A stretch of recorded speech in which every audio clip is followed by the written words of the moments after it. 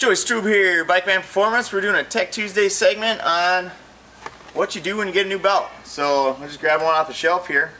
And when you get a new belt, if you rub your fingers across it, you can feel, oh, now my fingers are slippery. That's a release agent for making the belts. So the first step here, when you get a new belt, we're going to take it out of the package and we're going to go over to the sink. Alright, now we're to the sink.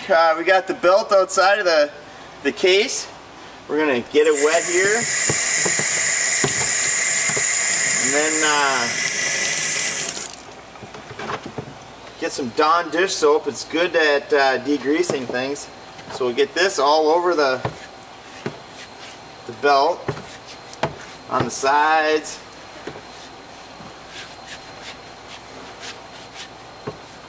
And now they're good. And then we take this like little Scotch-Brite sponge and we'll go over the whole contact surface here.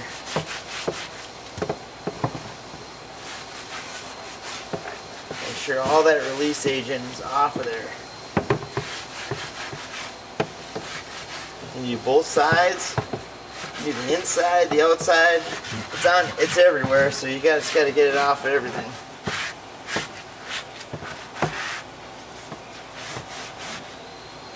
And this is whether you're getting a Polaris belt, Dayco, or Gates, or any manufacturer belt.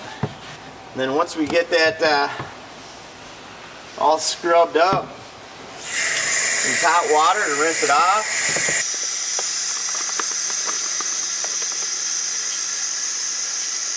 And the reason you use hot water is because it dissolves everything faster than cold water does.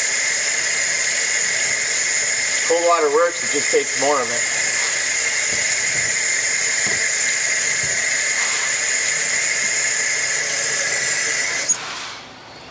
Alright, now it's nice and clean.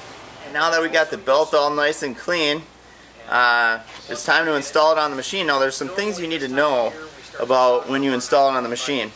So say your primary clutch spins this direction, which on all razors, if you're looking at it from the outside looking in, on the 900s, 1000s, turbos, the clutch spins counterclockwise. So you'll notice some arrows on here.